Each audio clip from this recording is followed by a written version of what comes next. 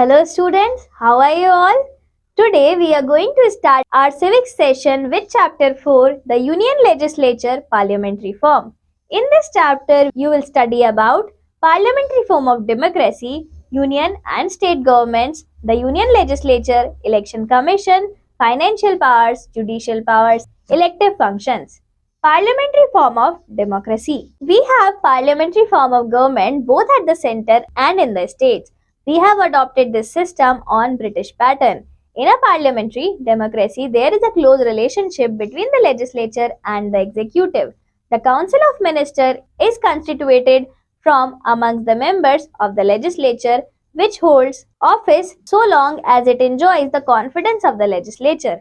In a parliamentary form of government, the head of the state, the president in case of India, is a nominal head, although she enjoy many powers, but in practice, all these powers are exercised by the Council of Ministers headed by the Prime Minister. Our nation has a rich diversity in terms of language, religion, and customs. Hence, it is difficult for a single government to take care of the administration of a country which is vast in geographical area and have cultural diversity. Our constitution provides two governments, one at the state level and other at the center. This two-tier system is called federal system. At the grassroots level, we have rural as well as urban local self-bodies. Gram Panchayat, Block Samiti and Zilla Parishads are there in the rural areas, whereas municipal committees and municipal corporations work in the urban areas throughout the country. Union and state governments. Each of the 28 states in the country has a government of its own, with a governor as a head of the state. Every state is governed by a council of ministers, headed by the chief minister. Both the center and the state governments are created according to the provisions of the constitution. The structure, powers and functions are clearly defined in the constitution.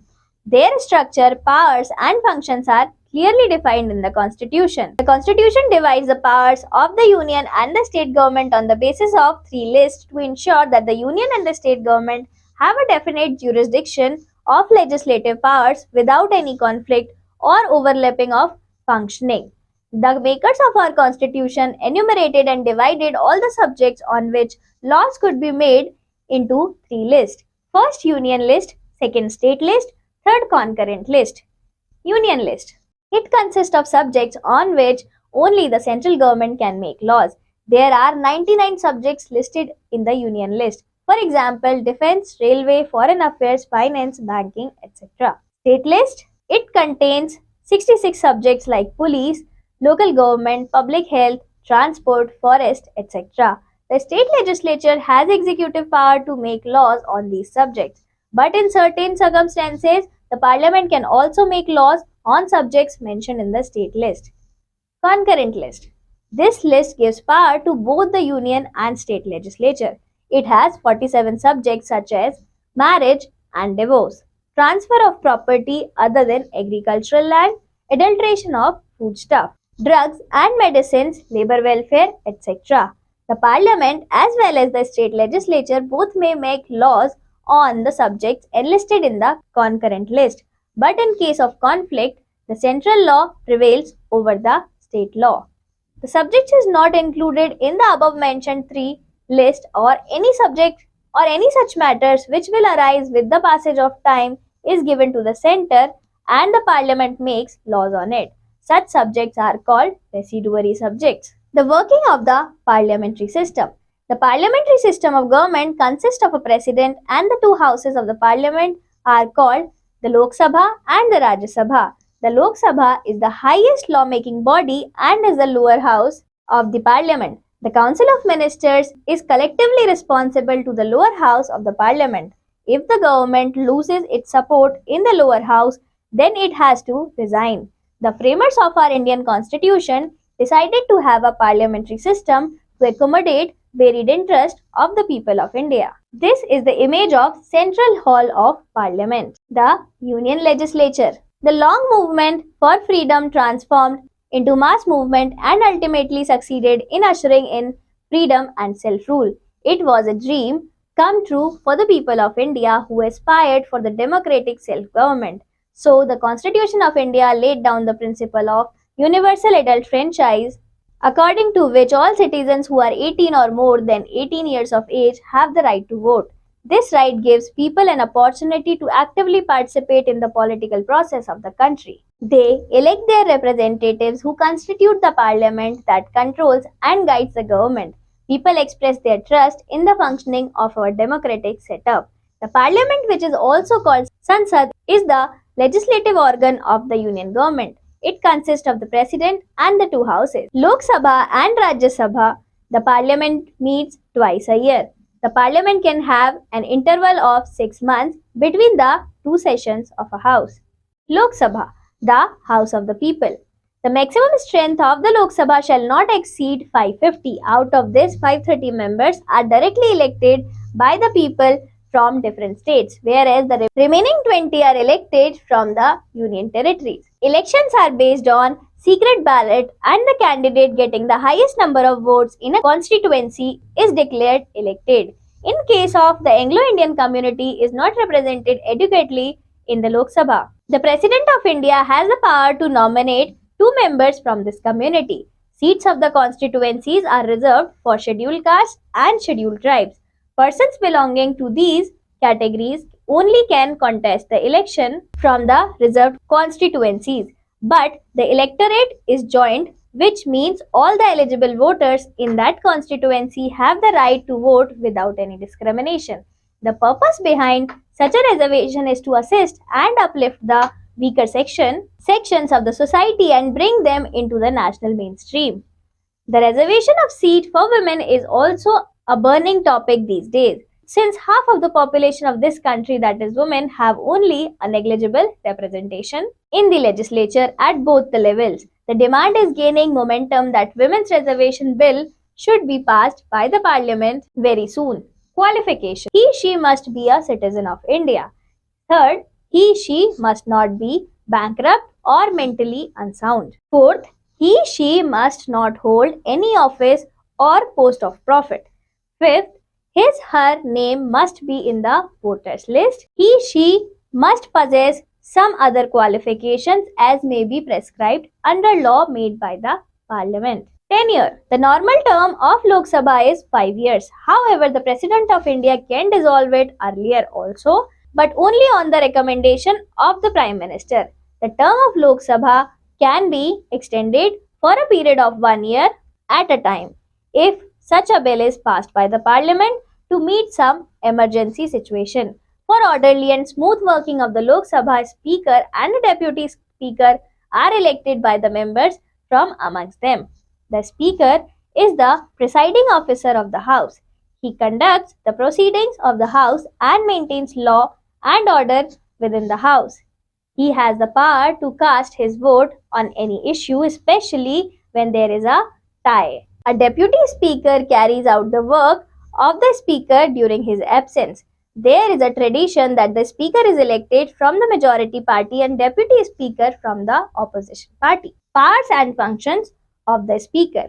The speaker, and in his absence, the deputy speaker presides over the meetings of the Lok Sabha. The speaker maintains the discipline and decorum of the house. In case the situation demands, the speaker can adjourn the house. All the petitions and documents addressed to the house are received by the speaker. It is the Lok Sabha speaker who presides over the joint sitting of both the houses. Rajya Sabha, the Council of States. The maximum strength of Rajya Sabha is 250. Out of these, 12 members are nominated by President of India and remaining 238 are elected from the states and union territories by the elected members of the legislative assemblies. The 12 nominated members are distinguished personalities who excel in various fields of arts, literature, science and social services. At present, the Rajya Sabha has 245 members. Qualification: in order to become a member of the Rajya Sabha, first, he/she must be a citizen of India. Second, he/she must be at least 30 years of age. Third, he/she must not be bankrupt or mentally unsound. Fourth, he/she must not hold any office of profit. Do you know, people do not participate directly in the election for the Rajya Sabha members. The members are elected indirectly by the state legislature. Delhi is not a state, yet its assembly elects 3 members to the Rajya Sabha. Election and tenure. Unlike the Lok Sabha, the Rajya Sabha is a permanent house which can never be dissolved. After every 2 years, 1/3 of its members retire and elections are held to fill those seats. Therefore, each member of the Rajya Sabha completes a term of 6 years. The Vice President of India is the ex officio chairman of Rajya Sabha. He presides over the meetings and regulates the meetings and proceedings of the House. The Vice President, who is the chairman of the Rajya Sabha, is not a member of the Rajya Sabha and cannot vote on issues of dispute in the House. A deputy chairman is elected to discharge the duties in absence of the chairperson. Since the Vice President is not a member of a House, she cannot vote on any issue, whereas the Lok Sabha Speaker can. How the government is formed. People choose representatives through elections. The territory is divided into areas called constituencies. The constituencies are divided on the basis of population. Many candidates contest from each constituency. One can be an independent candidate or represent a particular political party. Elections are conducted by a secret ballot system. The candidate with the highest number of votes is declared elected as the representative of that constituency. A party which secures the majority of the seats in the parliament is known as the ruling party. The parties on the opposition are called opposition parties. They check the functioning of the ruling party. Election Commission. The elections are conducted by the Election Commission of India, which is headed by 3 election commissioners. The Election Commission performs the following functions. This is the image of the Office of Election Commission. First, it fixes the date for election. Second, it allots constituencies. Third, it prepares electoral rolls and set up the polling booths. Fourth, it provides the ballot papers and electronic voting machines through which the voters register their votes. Fifth, it also declares the results after the counting of votes are over. Do you know, earlier ballot boxes were used at polling booths to collect the ballot papers. Powers and functions of Union Parliament. Legislative powers. The Parliament is the highest law-making body. It makes laws on all the subjects enlisted in the Union list, the concurrent list and the residuary subjects. Under special circumstances, it can also make laws on the subjects given in the state list. The making of a law is initiated by introducing a legislative proposal for the bill other than the money bill in either of the 2 houses of the parliament. Approval of both the houses is necessary for passing a bill. In case of difference between the 2 houses applicable to ordinary bill only, a majority vote is taken in the joint meeting of both the houses. There is no provision to hold a joint meeting in case of money bills or amendment bills. After a bill is approved by both the houses, it is sent to the president for his/her consent. After the consent is provided, the bill becomes law. Control over the executive. In the parliamentary form of democracy, the Council of Ministers is collectively responsible to the Lok Sabha. In case a vote of no confidence is passed against any minister, the whole Council of Ministers has to resign collectively. The Parliament also controls the executive by asking questions. The period when questions are asked is called the question hour. Rajya Sabha cannot pass a vote of no confidence. Lok Sabha has more effective control over the executive. Financial powers. The annual budget of the central government is passed by the Parliament every year. The government cannot impose any tax or incur any expenditure if the proposal are not approved by the Parliament. Regarding money matters, Lok Sabha is much more powerful than Rajya Sabha. The money bill can only be introduced in the Lok Sabha. If Rajya Sabha makes any recommendation regarding a money bill, Lok Sabha may or may not accept it. It power to amend the Constitution. Amendments to the Constitution can take place only in the Parliament. Some articles in the Constitution can be amended by a simple majority in both the houses. For amending a major portion of the Constitution, a 2/3 majority in both the houses is needed. In the matters of amendment, the Constitution vests equal powers to the 2 houses of Parliament. International treaties and trade agreements also require the consent of the Parliament. Judicial powers. The Parliament has the power to remove the President, Vice President, and judges of the Supreme Court and High Courts through the process of impeachment. For this, a resolution has to be passed by both the Houses of Parliament by absolute majority of total membership and two-thirds majority of members present and voting in each house during the same session. Elective functions. The members of Parliament exercise their right to vote to elect the President and the Vice President of India. Do you know? Impeachment, a process to sack President, Vice President and judges. Federal system, separation of powers between the center and the state governments. Summing up, we have parliamentary form of government both at the center and in the states. We have adopted this system on British pattern. The constitution divides the power of the union and the state government on the basis of three lists to ensure that the union and the state government have a definite jurisdiction of legislative powers without any conflict or overlapping of functioning. The maximum strength of the Lok Sabha shall not exceed 550. The maximum strength of Rajya Sabha is 250.